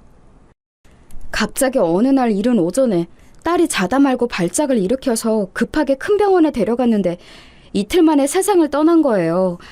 의료진의 당시 소견으로는 선천적으로 뇌 쪽에 문제가 있었던 것으로 보이는데 이것 때문에 결국 사망하게 된 것이라고 봤어요. 그것까지 듣고 저는 기절했었죠. 가여운 딸 아이의 짧은 장례는 저 없이 진행되었습니다. 시댁 식구들은 전부 입을 모아서 제가 장례식장에 들어서면 안 된다고 했어요. 내 자식인데 왜 안 돼요? 이건 말이 안 됩니다. 아버님, 어머님, 부디 재고해주세요. 이 미련한 거사! 떠난 아이가 태어날 아이에게 자신의 생명을 주고 간 걸 모르겠더냐? 그 희생을 헛되이 낭비하지 마라. 시어머니께서 저를 엄하게 꾸짖으셨습니다. 놀란 제가 갈등하기 시작하였죠. 정말 그런가? 참아야 하나? 혼란스러워하던 도중에 짧은 장례는 마무리되었습니다. 가슴에 구멍이 뻥 뚫린 것만 같았어요. 그때 남편은 허심탄회하게 저를 위로하였죠. 이미 일이 이렇게 된 것 어쩔 수 없잖아. 남은 우리 식구끼리 먼저 떠난 아이의 몫까지 열심히 잘 살아보자. 그냥 콱 죽고 싶은 마음뿐이었는데 남편의 그런 말이 와닿을 리가 없었는데요. 그러나 저는 열심히 그 이후로 이를 악물면서 더욱 최선을 다해 살았어요. 왜냐하면 뱃속에 있는 생명이 우선이었기 때문이죠. 이윽고 둘째를 낳았는데 아들이었습니다. 집안의 대를 이을 귀한 아이라면서 시아버지께서 기뻐하셨고 그 꼬장꼬장한 시어머니께서 저에게 수고했다라고 짧게나마 인사를 해주셨어요. 처음이었습니다. 저는 시어머니로부터 그런 비슷한 말을 들어본 적조차도 없었으니까요. 저는 그래서 우습지만 날아갈 듯이 기뻤던 것 같네요. 속으로는 딸아이가 자기 동생을 위해 떠나가 준 것이라고 부끄러운 합리화까지 해대면서 말입니다. 평소에 조금도 안 친하게 지내던 시누이마저 출산을 축하한다고 저에게 작은 선물을 보내온 것에 제가 깜짝 놀라고 말았어요. 고작 그런 것에도 감동하고 벅차올랐을 만큼 당시에 제가 얼마나 수준이 바닥까지 떨어져 있었냐는 가늠할 수 있는 것 같습니다. 아들이 태어난 이후 시어머니께서는 확실히 누그러지셨어요. 아유, 우리 귀염둥이 손자가 확실하게 친탁을 했네. 아유, 기특한 것. 눈도 코도 입도 다 자기 아빠를 쏙 빼닮았어. 제가 보기에는 반쯤은 저를 닮았지만 절대 그런 소리를 내본 적이 없었네요. 저는 그 정도로 억누르며 참고 살았던 것이죠. 그 당시에는 억눌려 있다고 생각도 못했고요. 아들의 존재가 그나마 저를 숨통 트이게 해주었다고 생각했고 아들이 너무 소중하고 고마웠습니다. 저는 아들을 건강하고 무탈하게 잘 키우는 사명을 가진 존재라고 스스로 생각을 해왔어요. 그것에만 사활을 걸었죠. 그렇지 않으면 제가 살아가는 이유, 행복, 목표가 없었으니까요. 아들이 학교 입학하고 나서 드디어 이사를 하게 되었습니다. 시댁과 멀어진 것에 안도감이 느껴져서 저는 울기까지 했었어요. 집을 장만하느라 돈이 들어서 이후로는 저도 맞벌이를 하게 되었어요. 큰일은 아니었고 오전에 동네 애엄마들과 모여서 부업을 하는 정도였습니다. 그거라도 하면 아들 학용품 비용은 벌었으니 즐거웠네요. 그런 일상이 계속되길 바랐지만 비참하게도 얼마 지나지 않아 제 가슴에는 비수가 꽂혀들었습니다. 바로 남편이 바람난 걸 알게 되었습니다. 남편의 옷을 빨려고 하다가 루즈 자국을 보았거든요. 저에게는 없는 루즈 색깔이었어요. 저는 미쳐갔습니다. 그 힘들고 괴롭고 정말 피를 토하고 싶었던 나날을 남편과 함께했던 너무 짧지만 강렬했고 설렜던 그 기억, 그걸 추억 삼아서 버틴 것이나 다름없었는데 남편은 어떻게 이런 저를 두고 바람을 피웠는지 믿을 수가 없었어요.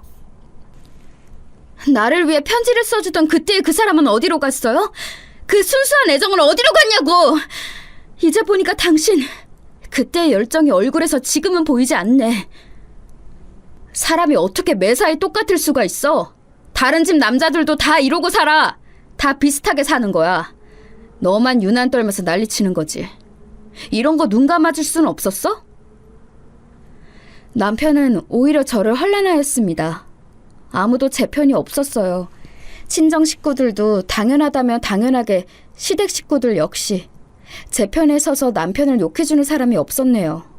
이 세상에 혼자가 된 것 같은 처량함을 느끼고 있을 때 부드러운 손이 제 눈가를 닦아주었어요. 그 손의 정체는 바로 제 아들이었습니다. 그제서야 저는 눈물이 멈췄고 다시 웃을 기분이 났죠.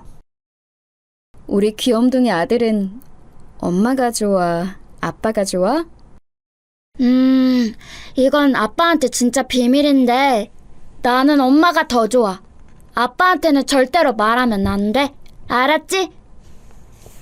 아들과 새끼손가락 걸고 약속하던 저희 입가에는 어느덧 미소가 걸려 있었어요. 이때 깨달았습니다. 저는 아들만 있으면 되는 거였더라고요. 남녀 간의 영원한 사랑? 그런 건 없었어요. 부부라는 이름 하에 묶인 관계만 지속되는 것일 뿐 이혼하면 피 한 방울 안 섞인 남남이 되는 것이었죠. 그러나 부모 자식은 영원할 수 있었습니다. 저의 배로 품어서 세상에 내보낸 제 소중한 자식. 제가 죽어 이 육신이 사라진다고 해도 제가 이 세상에 존재하였음을 말해줄 수 있는 존재가 바로 아들이었어요. 갑자기 가슴이 벅차올랐죠. 앞으로 저는 아들만 보며 살아가기로 다짐하였습니다. 어떤 것에도 상관하지 않고 아들만 있으면 된다고 그렇게 마음먹었어요. 그 후로 저는 남편과는 그저 부부니까 함께 산다는 의리로 살아갔고요. 하지만 또 한 번의 배신을 당하는 것은 역시나 저에게 충격을 안겨주었습니다.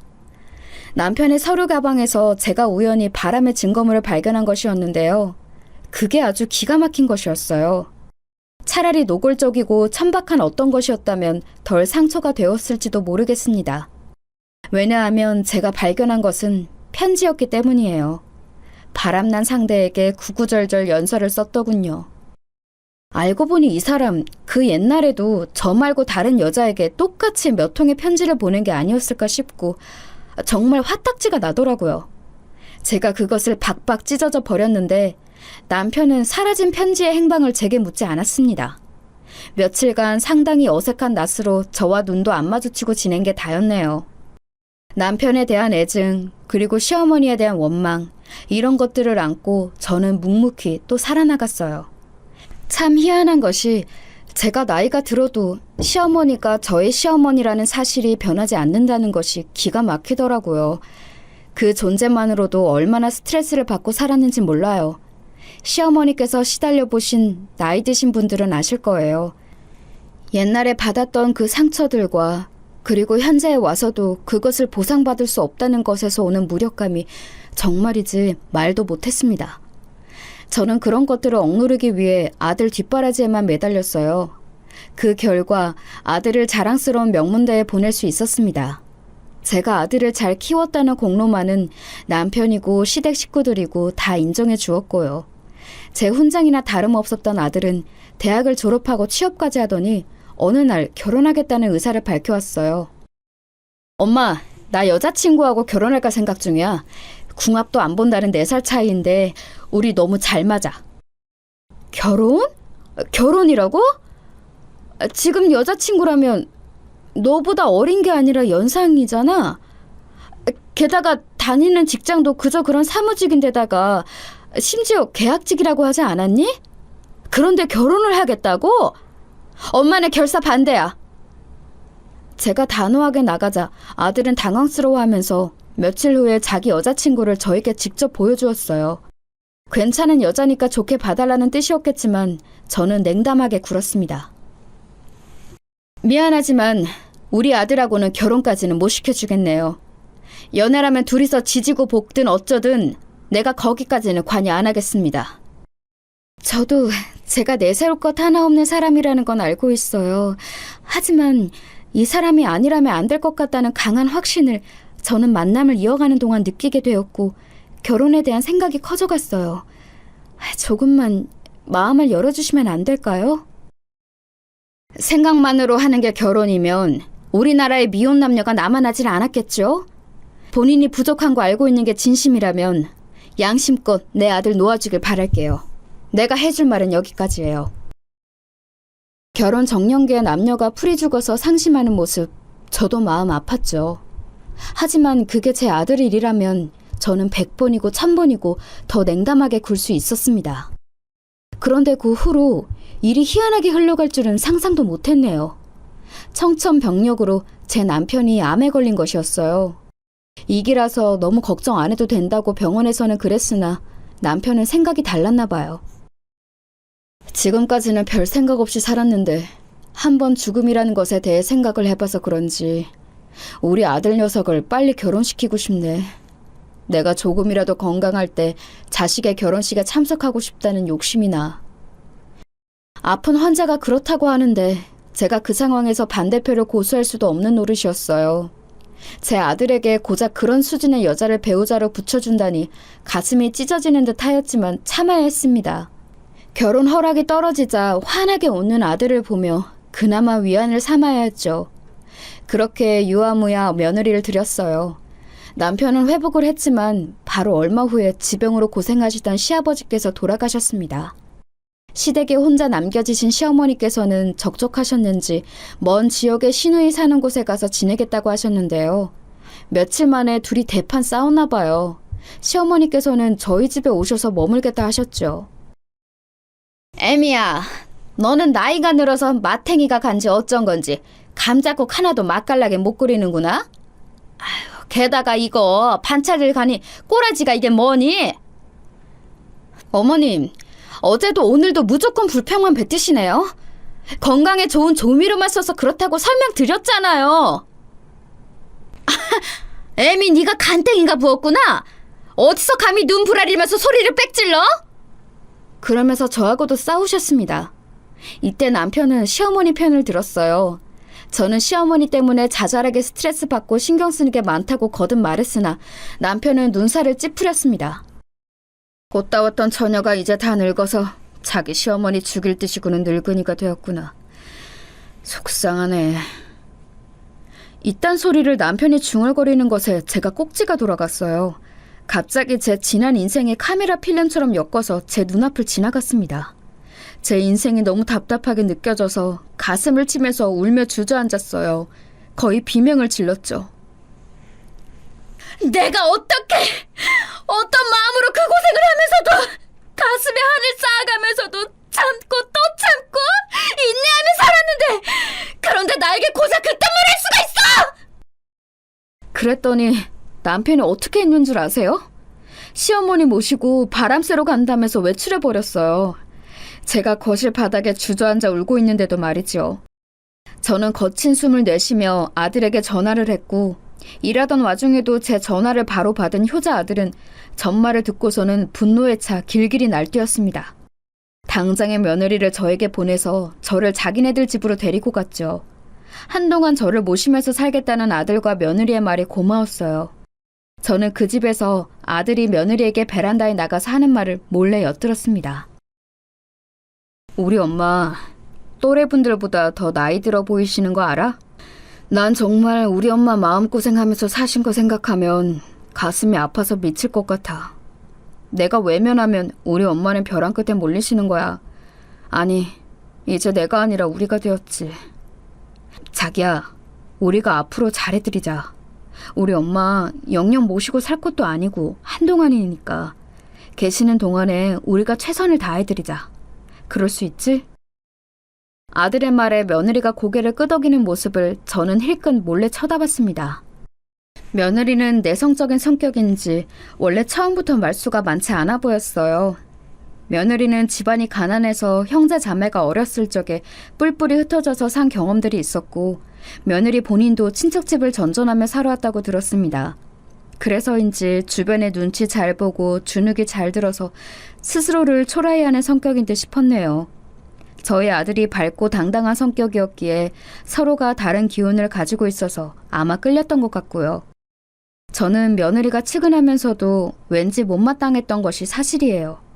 자식 새끼를 멋들어지게 양지에서 키워놨더니 갑자기 음지에서 자란 사람하고 맺어주라고 하면 그 어떤 부모가 쌍수 들고 반기겠나요? 그런 일은 있을 수가 없죠. 우리 아들이 먼저 결혼하자고 청했다고 하더라도 양심껏 거절을 했어야지. 그걸 넙죽 수락하다니. 부족한 점들을 만회할 수 있는 수준이 되는지 내가 유심히 잘 봐야겠구나. 저는 그런 생각으로 며느리를 관찰하였는데 영 기본적인 소양이 부족하더군요. 그래서 제가 이것저것 알려주어야 했습니다. 주방 살림하는 법, 가계부 옳게 쓰는 법, 자주 안 만나는 친척 어르신들 대하는 법, 안부 연락 돌리는 법 등등 실전에서 쓸 수 있는 여러 방법들을 말이에요. 출산에 관한 조언도 주었습니다. 너 그런데 아이는 언제 가질 거니? 나도 제때 낳은 사람으로서 확실히 알려주는 건데 시기 안 놓치고 제때 출산하는 것이 좋은 것 같더라. 아, 그런가요? 그런데요, 어머님. 요즘은 결혼은 물론이고 출산은 일찍 안 하는 추세라서요. 뭐라고? 추세? 너무 가짜나서 웃음조차 안 나오는구나. 그게 너와 대관절 무슨 상관이라고 추세를 들먹거려? 너는 더 나이 먹기 전에 임신해서 아이나 순풍 낳는 게 그저 최고란다. 네가 아직 정신머리가 똑바로 안 박혔구나. 저는 당연한 소리를 해줬다고 생각했기에 그때 며느리가 어떤 표정이었는지 기억은 안 나네요. 그로부터 며칠 뒤 아들이 술 마시고 늦게 들어온 날이었어요. 비틀대며 침대 위로 엎어진 아들을 보면서 며느리가 땅이 꺼지도록 한숨을 깊게 내쉬더라고요. 그래서 제가 당장에 며느리를 옆으로 쳐내고 제가 아들을 돌보았습니다. 아들 겉옷하고 양말 벗기고 물수건으로 발부터 닦아주었지요. 그러는 동안 며느리는 멀뚱하게 구석에 가만히 서 있었어요. 나간 것도 아니고 거기 있었으면서 보고만 있었니? 거들지 않고? 너는 뭐 하나도 제대로 알아서 할 줄 아는 게 없구나. 죄송해요. 도와드려야 하는 거지 판단이 안 돼서 그냥 보고만 있었어요. 맹추 같기는. 행여나 우리 아들 혼낼 생각은 말거라. 남자가 바깥일 하다 보면 그럴 수도 있는 거지. 내 아들 기죽이려고 하면 내가 가만히 안 둔다. 너는 어렸을 때 기죽고 살아왔다고 그랬으면서 왜 너 같은 걸 하나 더 만들려고 하니? 네, 무조건 제가 죄송합니다. 잘못했어요, 어머님. 그래도 며느리가 대답도 잘하고 착해서 참을만은 했어요. 그런데 남편은 시어머니와 둘이 지내다 보니까 영 아니었나 봐요. 저에게 끝내 항복 선언을 해오더라고요. 시어머니도 마찬가지이셨던 것 같아요. 그 나이 잡수시고 아들밥 차려주시려고 하니까 무조건 힘에 부치셨겠죠. 외로워서 혼자는 안 계시겠다고 했던 그 댁으로 자발적으로 들어가셨답니다. 그래서 저는 남편이 있는 저희 집으로 돌아갔고요. 참나 기가 막혔네요. 아들 타령 엄마 타령하는 두 사람을 정작 둘이서만 잘 살게 두었더니 이렇게 되어버린 것이 너무 우스웠어요. 한편으로는 모든 게 부질없고 허무하다는 생각이 들어서 허무했고요. 이제 저에게 남아있는 것이 뭐가 있나 했더니 바로 아들이 있더라고요. 역시 저에게는 아들이 최고였죠. 그리고 얼마 뒤 며느리의 임신 소식이 들려왔어요. 날아갈 듯이 기뻤고 행복했습니다. 이렇게 대가 이어지는구나 싶었네요. 저는 귀한 씨를 품은 며느리가 경거망동에서 혹시 무슨 사달이라도 날까 싶어서 걱정이 되어 영양가 있는 반찬을 만들어서 날랐습니다. 그런데 왜 자꾸 아들 며느리가 사는 그 집의 부엌을 볼 때마다 왜 이렇게 부엌 살림 어수선한 것이며 냉장고 정리 안 된 것들이 눈에 들어오던지 도저히 며느리에게 한마디 안 할 수가 없었어요. 제발 알아서 잘 좀 하고 살면 안 되겠니? 이게 똥수세미야 아니면 냉장고야? 죄송해요. 제가 한다고 하는 건데도 좀 손이 워낙 느린 편이라서요. 어색하게 웃는 며느리의 표정에서 저는 특별한 낌새를 못 느꼈어요. 그런데 어느 날 아들이 전화를 해서는 저한테 이런 소리를 하더라고요. 엄마, 이런 말씀 드리기 죄송한데 불쑥 찾아오는 것은 앞으로는 자제해주세요. 깜짝 놀라고 말았습니다. 저에게 그런 식으로 말을 해본 적 없는 아들이었으니까요. 충격을 받은 제가 눈물을 참으며 물어봤죠. 우리 아들, 너 이제 네 엄마보다 네 처가 더 중요하고 더 좋다는 거니? 엄마는 왜 그런 식으로만 보고 말씀을 하세요. 더 좋고 말고가 어디 있어요. 수연이 지금 임신 중이잖아요. 배가 점점 불러와서 요즘은 잘 때도 숨차다고 힘들어하는데 엄마까지 스트레스를 더해주시면. 아니 뭐라고? 내가 스트레스를 준다고? 내 며느리한테? 아니 설사 준다고 치자. 이런 수준도 못 버텨내는 게 말이 된다고 너는 생각을 하니? 그러니까 엄마 그냥 오지 마세요. 그래야 서로가 평안할 것 같아요. 엄마도 예쁜 손주 건강하게 만나고 싶다고 하셨잖아요. 제가 얼마나 서럽고 당혹스러웠는지 모릅니다. 마음 같아서는 아들을 향해 네가 어떻게 나한테 이럴 수 있냐며 울고 불고 싶었던 게 저의 진짜 심정이었으나 애써 참았던 거예요. 태어날 손주가 건강하게 세상에 나오기를 바라는 마음으로 참았고 할머니가 된다는 보람을 기대하는 마음으로 참았습니다. 이때 시어머니께서 화장실 가시다가 잘못 넘어지셔서 크게 다치셨어요. 병원에 입원을 하셨는데 그 수발 누가 들었겠나요? 제가 들었습니다.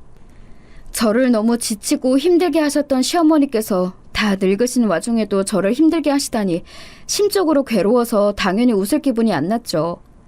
남편은 자기 모친이 세상에서 제일 불쌍하다면서 자꾸 저한테 그럴 말만 해댔어요. 본인이 수발 들어줄 것도 아니면서 말이죠. 남편하고는 완전히 냉전에 돌입해버렸습니다.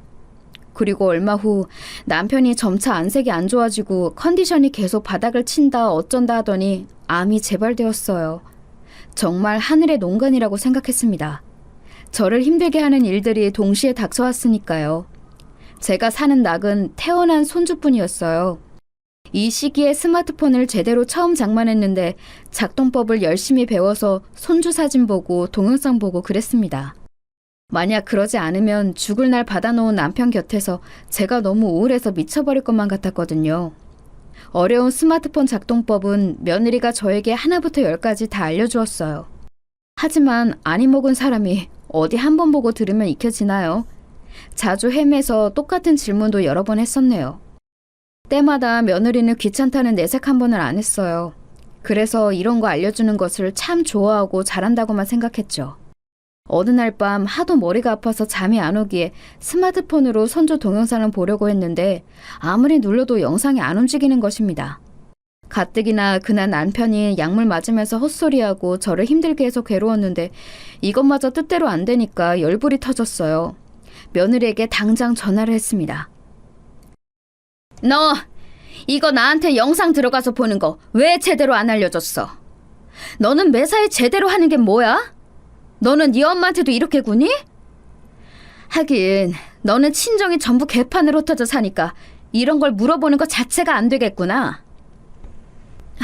어머님, 지금 시간이 벌써 자정이 넘었어요. 제가 오늘 피곤한 일이 너무 많았다가 지금 간신히 자리에 누워서 눈 붙인 지 얼마 안 되었는데 죄송하지만 자고 일어나서 통화하면 안 될까요? 뭐가 어쩌고 저째? 너 진짜 나 죽는 걸 보고 싶어서 그러니? 니까짓 게 나한테 뭔데 그런 식으로 토를 달아? 너 나를 완전히 우습게 알고 막장으로 나가는구나?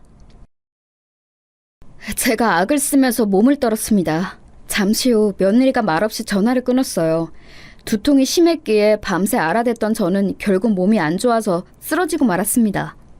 눈을 떴을 때는 오전이었고 제가 링거 주사를 맞고 있었는데 며느리가 헬쑥한 얼굴로 옆에 있었어요. 연락을 받고 온 모양이었죠. 와 있었었구나. 그래, 내가 너 때문에 화가 나서 졸대했다. 제 말에 며느리가 입술을 깨물면서 감정을 꾹 참는 게 보였어요. 저는 그 순간 며느리의 그런 태도가 못마땅하게 다가왔죠. 대체 뭘 잘했다고 그런 표정이야? 내가 너를 뭐 그렇게 힘들게 했다고 그러니? 나는 너보다 100배, 1000배, 10,000배, 아니 그 이상으로 힘들게 살아왔어. 너 우는 소리 하고 나약한 모습 보이는 거 나는 결코 용납 못해. 잘 키워놓은 내 아들 채가 놓고서 뻔뻔하게 구는 너 정말 철면피가 따로 없구나. 그렇게 말을 맺으려는데 문득 손주가 같이 있는 것이 보였어요. 제가 돌연 환하게 웃으면서 인사를 했죠. 어머나 어머나, 우리 손주 강아지도 같이 왔어. 하도 조용히 얌전하게 있어서 몰랐네. 아이고, 이 할미한테 와보세요. 우리 귀염둥이 강아지. 어머님, 지금 링거줄 꽂고 계셔서 아이는 앉지 않으시는 게 나아요. 시끄러워. 네가 뭘 한다고 또 후수질이야? 제가 홧김에 탁 쏘아붙이자 며느리가 한숨을 내쉬면서 손주를 안아보게 해주었습니다. 아이가 무겁거나 말거나 품에 안으니까 너무 귀엽고 예쁘더군요. 아이고, 우리 손주 강아지는 얼굴 가르스메한 모양도 눈, 코, 입 생김새도 어쩜 이렇게 자기 아빠를 쏙 빼닮았을까? 응? 어머님은 아이 보실 때마다 그 말씀을 꼭 하시네요. 너는 되게 동의가 안 된다는 듯이 말을 하는구나. 내가 박복하게 꼬인 팔자로 살아왔는데 너 같은 뻣뻣하고 못난 며느리를 둔 것이 최고로 박복한 점이라고 생각을 한다. 네 시아비의 건강 문제만 아니었어도 너를 허락 안 했어. 저희 외침에 며느리는 고개를 푹 숙였습니다. 더 이상 아무런 대꾸도 하지 않았죠. 이로부터 얼마 후 남편이 세상을 떠났어요. 떠나기 전에 저에게 유언을 남겼죠.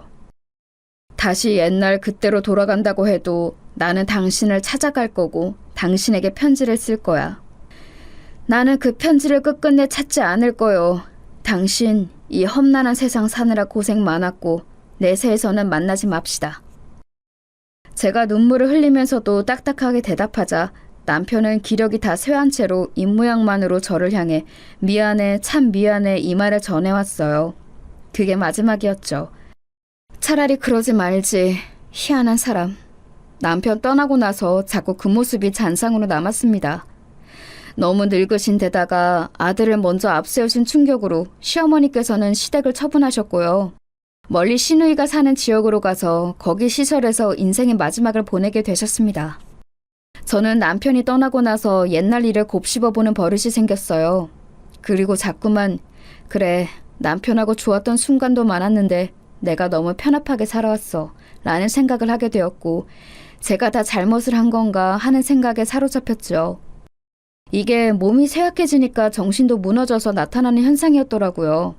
시어머니에 대한 억눌러온 분노가 제 짐작보다 아주 강했다는 것도 알게 됐는데 시어머니는 이미 치매에 걸리신 상태였고 오늘 내일 하고 계셨습니다. 그분은 이미 모든 걸 잊으셨죠. 그러자 저는 의미 모를 분노에 시달리다가 건강이 한꺼번에 악화되었고 자꾸만 저도 모르게 허공을 보면서 중얼거리는 습관을 갖게 되었습니다.